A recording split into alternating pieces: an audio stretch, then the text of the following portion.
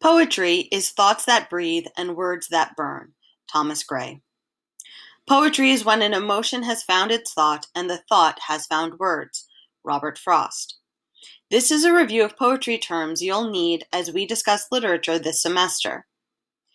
You need to also have open your poetry terms reviewed worksheet, as we will be working on that as we progress through this review. A stanza is a division in a poem, basically a poetry paragraph. For every number of lines in a stanza, there's a specific name for that type of stanza. However, we're just going to focus on 4 that we're going to see most often during our time this year. The first is a 2-line stanza called a couplet. There's a 3-line stanza called a triplet, 4-line stanza called a quatrain, and an 8-line stanza called an octave. We're going to look at each one of these on their own. Couplet. A couplet is 2 lines of poetry set aside, or 2 lines of poetry that really stand out. When those 2 lines rhyme and are of iambic pentameter, which is a specific rhythm cycle, the couplet is called a heroic couplet. Now, the person who really used the heroic couplet well is William Shakespeare. In fact, all of his sonnets end with a heroic couplet that really just give you a quick summary of the sonnet. For thy sweet love remembered such wealth brings, that then I scorn to change my fate with kings. Sonnet 29, lines 13 and 14. A triplet is a 3-line stanza of poetry. In fact, there's a type of poem called a triolet, and a triolet is made from cycling through triplets over and over and over again.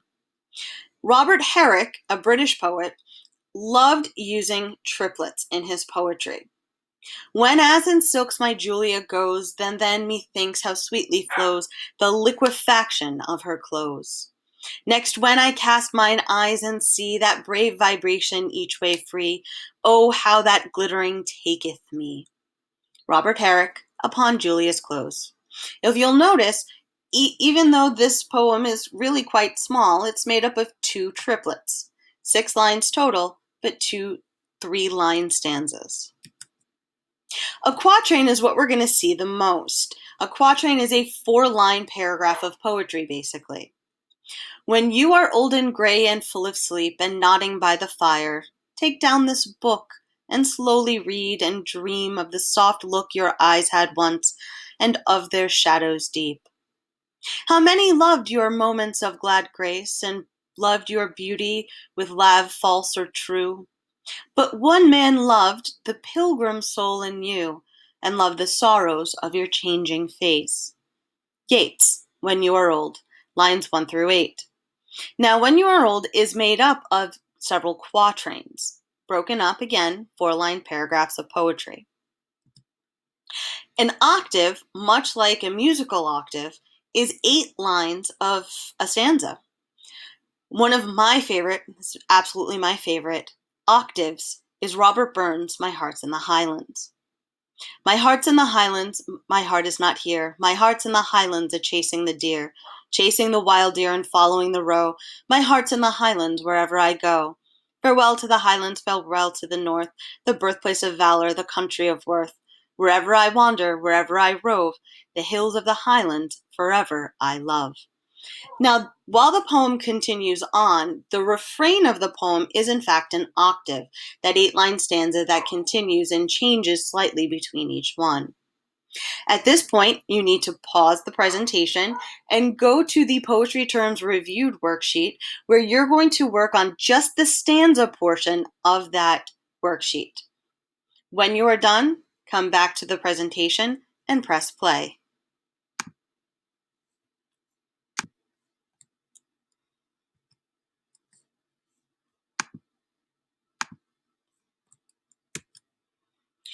Another key part of poem structure is rhyme, both internal and end rhyme. We're going to focus on end rhyme first. End rhyme is rhyme that appears at the end of 2 or more lines of poetry. Typically, this is done to tie the poem or the idea together. I could not, would not in a box. I could not, would not with a fox. I will not eat them with a mouse. I will not eat them in a house. I will not eat them here or there. I will not eat them anywhere. I do not like green eggs and ham. I do not like them, Sam, I am. This is end rhyme. Dr. Seuss is famous for it. Now, when we're looking at end rhyme through a poem, there is a specific way to label end rhyme. You label end rhyme using letters, and the letters change with every rhyme. So let's take a look at this particular poem, or part of this poem. Box is our first word. Box gets the letter A. Anything that rhymes with box from here on out is going to get the letter A. Box rhymes with the next end rhyme, fox. A. Mouse does not rhyme with box or fox, so it gets the next letter of the alphabet, B. House rhymes with mouse. It will also get a B. There does not rhyme with house or mouse, does not rhyme with fox or box. It gets the next letter of the alphabet, C. Anywhere does rhyme with there. It also gets C. Ham does not rhyme with where, there, house, mouse, fox, or box. It gets the next letter in the alphabet, D. Sam I am rhymes with ham, so it too gets a D, and so on and so forth. At this point, please pause the presentation and fill this out in your worksheet.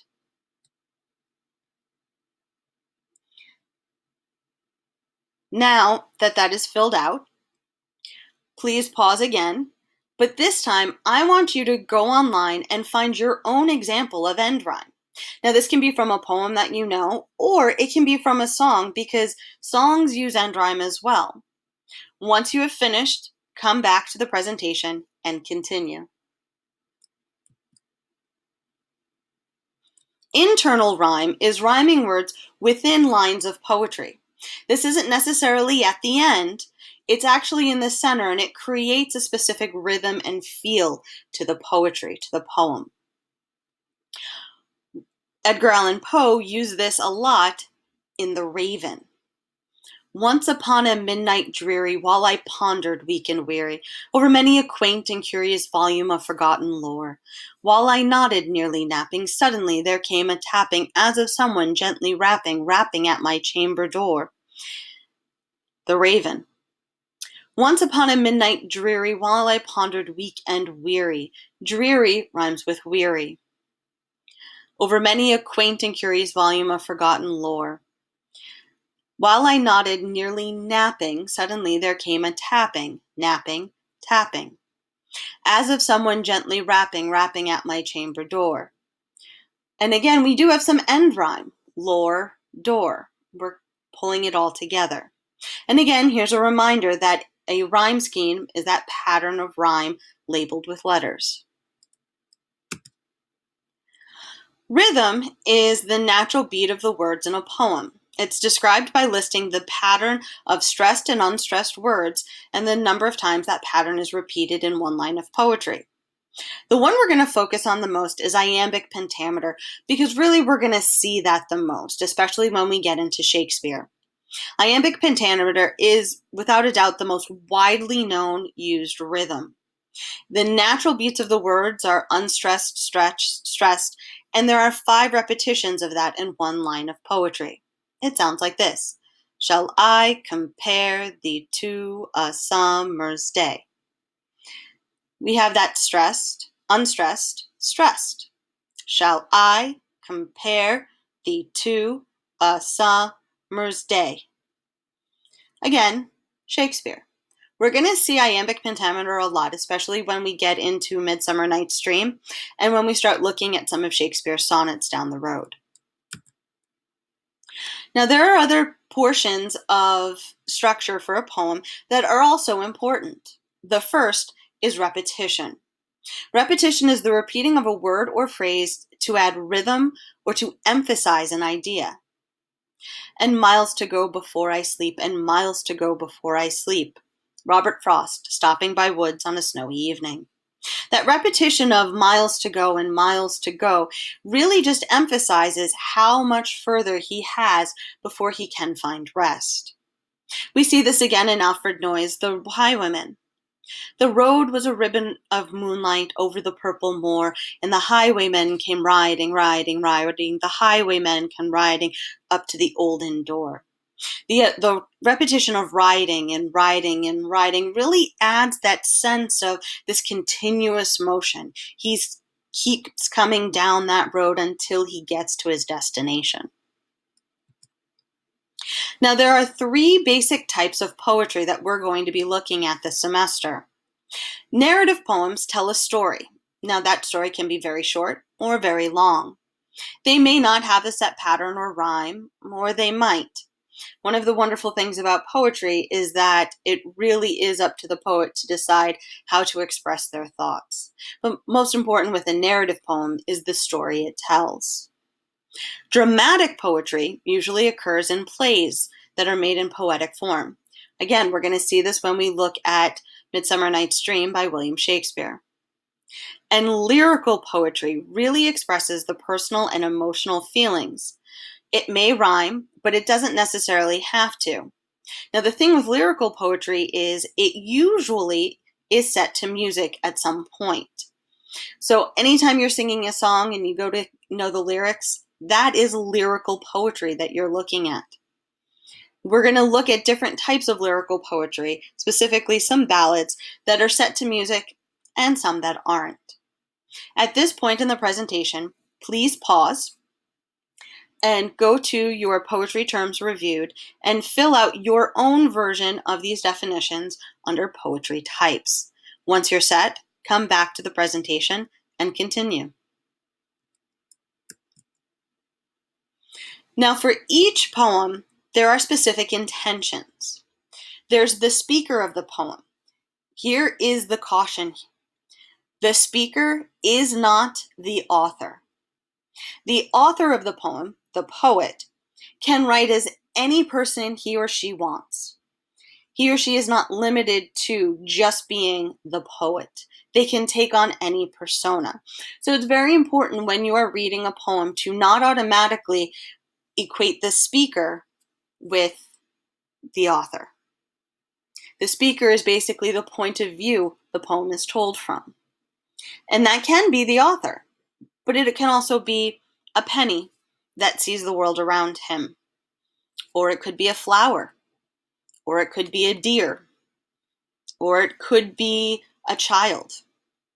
So do not always equate the speaker to the author. Now, there can be dialogue in a poem, and that would be when a conversation takes place. This is actually seen a lot in narrative poetry when characters within the poem are talking to each other.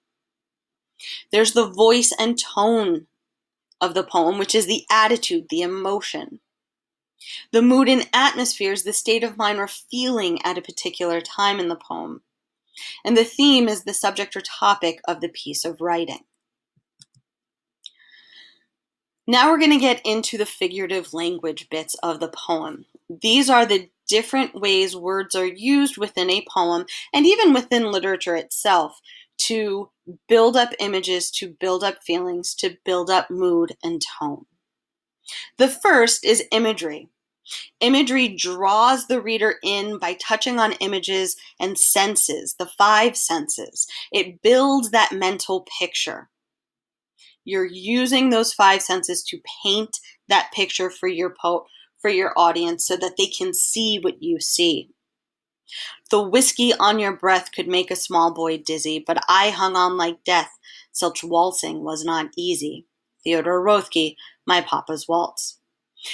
There's an image there of this little boy kind of doing this weird dance with his father, and we're using our context clues to figure out why as he's trying to dance his father down a hallway. Okay? We're using those senses to build the picture. Alliteration is the repetition of a consonant sound at the beginning of a word. Now, that repetition is said over and over within a poem. For instance, Peter Piper picked a peck of pickled peppers. Rain races ripping like wind, its restless rage rattles like rocks ripping through the air. Most of our tongue twisters are, in fact, just basic alliteration, and we get so twisted with the constant repetition of that consonant sound that we kind of lose it. We lose the words in that P sound, or Sally sells seashells by the seashore. See, I can barely do it. When you use it within a poem, it helps to bring an idea or a mood throughout the entire stanza or the poem itself. A fly and a flea flew up in a flue. Said the fly to the flea, "What shall we do?" "Let's fly," said the flea. "Let's flee," said the fly. So they fluttered and flew up a flaw in the flue. Again, that constant F sound. It creates that free, kind of breezy feeling to a winged insect. Assonance is the repetition of vowel sounds at any place in a series of words. Do you like blue? That ooh repetition is assonance. We view the movie about mooing rookies at school.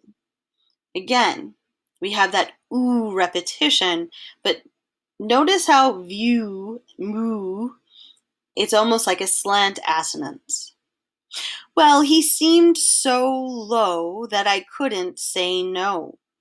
Robert Service, The Cremation of Sam McGee. Again, we're repeating that vowel sound, assonance.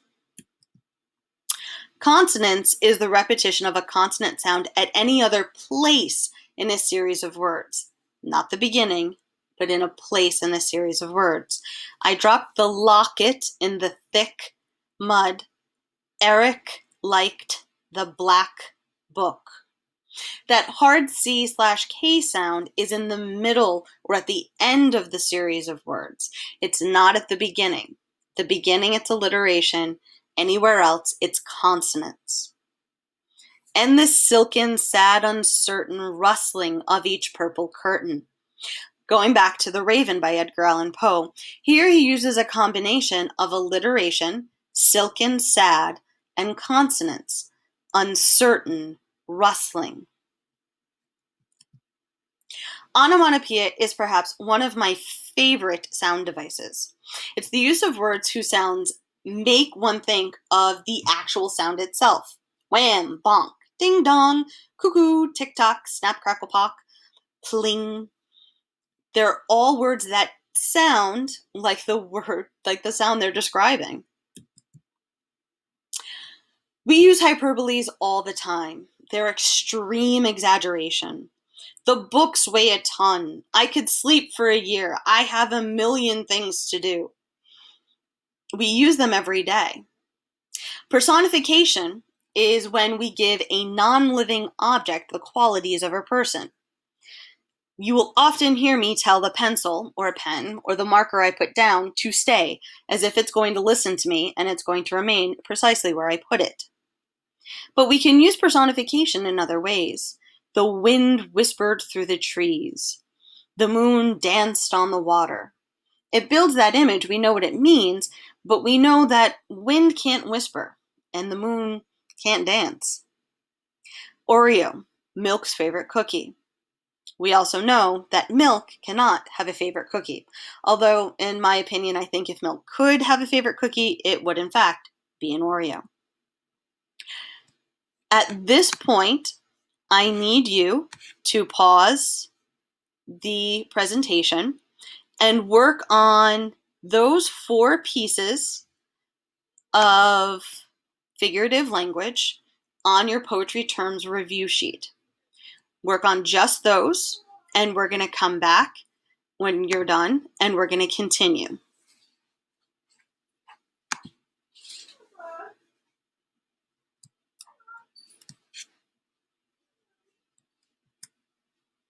A simile is a comparison of 2 nouns using the words like or as. Oh, my love is like a red, red rose that's newly sprung in June. Robert Burns, Red, Red Rose. My love is like a red, red rose.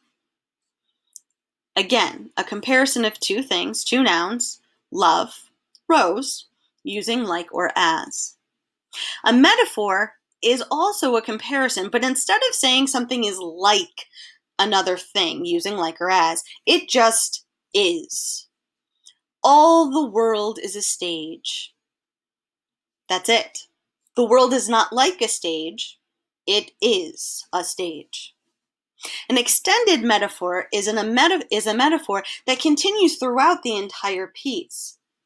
So if, for instance, in As You Like It, that concept of the world is a stage is pulled through the entire play, that's an extended metaphor. The idea that we are all on some mysterious stage and there's an audience watching us. That it would be the extended metaphor there. And a symbol is a person, place, thing, or event that stands for itself and for something beyond itself.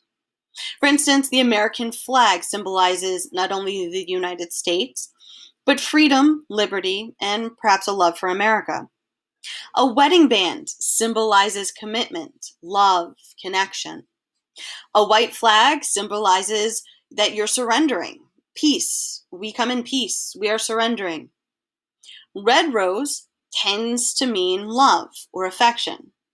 White rose tends to mean peace or friendship. Now, here are some really fun different versions of poems. A haiku is a 3-line poem that originated from Japan, often about nature, with a syllable pattern of 5-7-5. An old silent pond. A frog jumps into the pond. Splash, silence again. Haikus sound easy, but they're really hard because they focus on syllables. Sonnets are something that we're going to see as we move closer to Shakespeare. Now, there are two types of sonnets.